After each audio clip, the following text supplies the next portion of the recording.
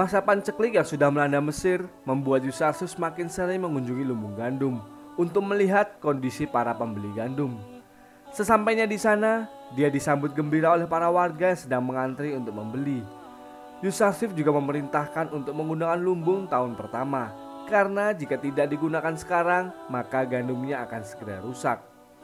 Sementara itu, Zulekha yang mengetahui jika Yusarsif ada di lumbung gandum segera menuju ke sana. Sesampainya di sana, dia malah bersembunyi di balik pelayannya, yang padahal Yusarsif sempat berhenti karena melihat sosok wanita yang ada di dalam mimpinya.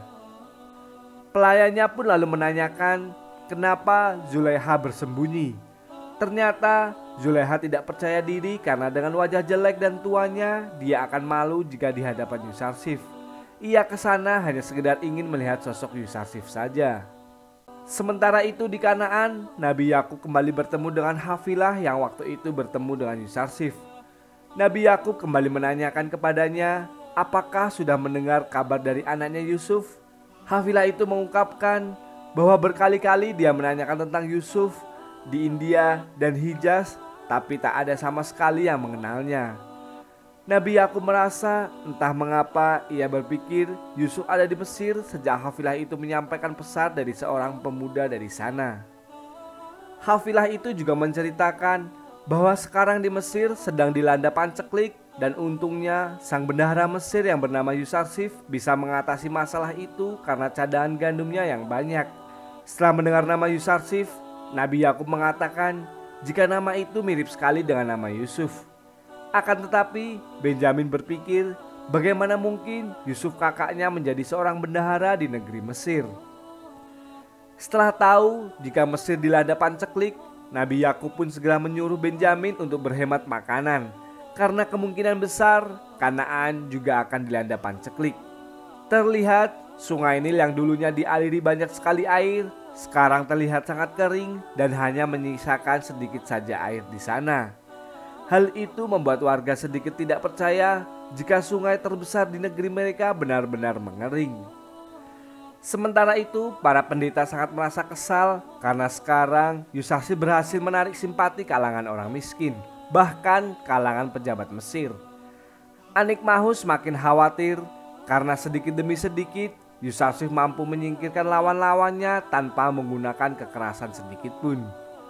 Salah satu pendeta lalu mengungkapkan bahwa 1 tahun sudah berlalu dan masa panceklik terus berlanjut. Jika mereka tidak membeli gandum, maka mereka tidak akan bisa makan.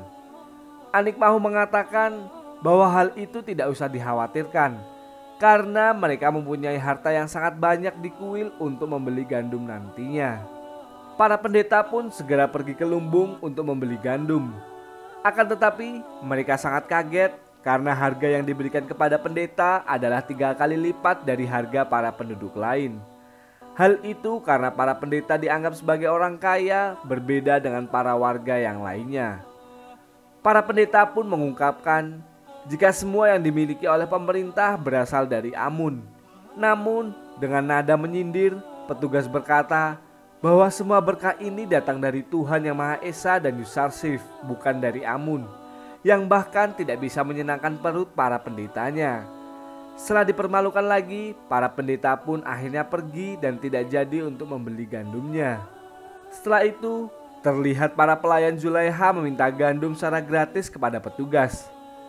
Namun, setelah petugas melihat catatan, mereka bertiga adalah budak dari Zulekha dan Zulekha lah yang bertanggung jawab untuk membeli gandum. Mereka tidak berhak untuk meminta gandum secara gratis. Jika memang mereka mau minta secara gratis, maka Zulekha harus memerdekakan mereka semua. Karena peraturan mengatakan jika budak yang merdeka akan ditanggung oleh pemerintah, sedangkan budak yang bertuan akan ditanggung oleh majikannya. Tapi karena petugas itu merasa kasihan, akhirnya mereka bertiga diberi sedikit gandum untuk beberapa hari saja. Para pendeta yang telah dibuat malu menemui Anikmahu dan mengungkapkan semuanya jika harga gandum untuk mereka sangat mahal.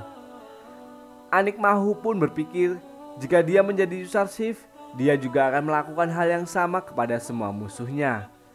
Akan tetapi Anik Mahu akan berusaha berbicara dengan Akhenaten dan akan meminta gandum secara gratis untuk kuil atau memberikan harga yang murah kepada para pendeta. Anik Mahu juga berpikir jika sekarang iman rakyat kepada Amun sudah tidak seperti dulu lagi, karena bisa dilihat dari kunjungan kuil yang mulai sedikit dan hanya beberapa saat saja. Kemudian di istana, Zulaiha yang mengetahui persyaratan untuk gandum gratis yang diberikan kepada budak yang merdeka, akhirnya ia memerdekakan semua pelayannya yang tersisa di istananya dan mengusir mereka semua dari sana. لا تقبل بنا.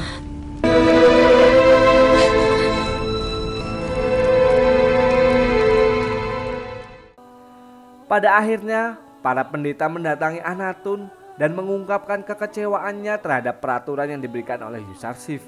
Jika para pendeta harus membeli gandum dengan harga yang mahal. Mereka berdalih bahwa mereka adalah para abdi rakyat yang tak pantas untuk diberikan harga yang mahal. Sang ratu pun mengungkapkan, bukankah harta Amun sangat banyak dan harta itu bisa digunakan sewaktu-waktu? Yusarsif juga mengatakan, jika pemerintah tidak memaksa para pendeta untuk membeli gandum di lumbungnya, dia membebaskan para pendeta untuk membeli gandum di mana saja, bahkan di negeri tetangga. Anik Mahu yang mendengar perkataan itu pun mulai berpikir, dan pada akhirnya mereka semua pergi dari istana dengan rasa malu yang luar biasa. Yusarsif lalu mengungkapkan kepada Akhenaten jika para pendeta akan membeli gandum dari pemerintah nantinya, karena mereka tidak tahu jika para negeri tetangga juga sedang mengalami paceklik sama seperti dialami Mesir. Yusarsif juga teringat Kanaan yang juga sekarang pasti mengalami masa paceklik.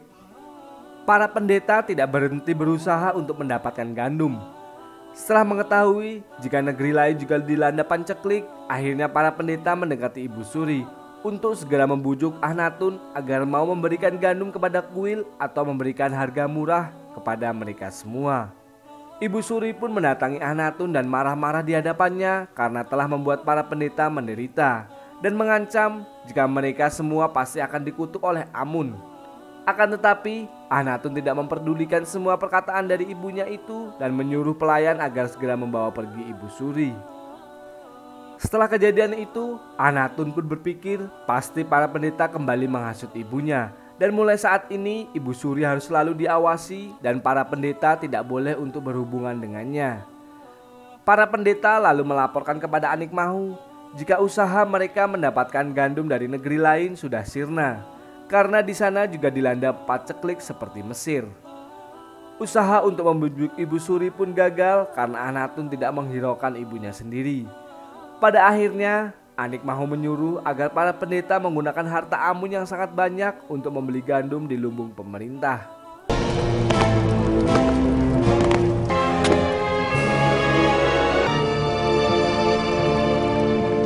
ترسيف وسيده أخناتون أن يصليا. Setelah mengambil harta Amun, para pendeta lalu mendatangi lumbung dan membayar dengan harga yang sudah ditetapkan, yaitu 3 kali lipat. Mereka juga dipermalukan oleh petugas yang membuat semua warga menertawai mereka semua. Para warga juga mengungkapkan jika hadiah dan persembahan dari rakyat untuk dewa malah dipakai oleh para pendeta demi diri mereka sendiri. Sementara itu, Zulaiha yang sekarang hidup terlunta-lunta mulai buta dan tidak bisa melihat karena setiap harinya dia hanya bisa menangis. Kedua pelayannya pun kembali ke istana untuk menemui Zulaiha dan membuatkan makanan untuknya. Mereka berdua sangat merasa kasihan dengan mantan majikannya itu dan berharap bisa tinggal di istana lagi karena sejak kecil mereka berada di sana dan tak memiliki tempat tinggal lagi. Zulaiha pun menyetujui jika mereka berdua tinggal di sana bersamanya.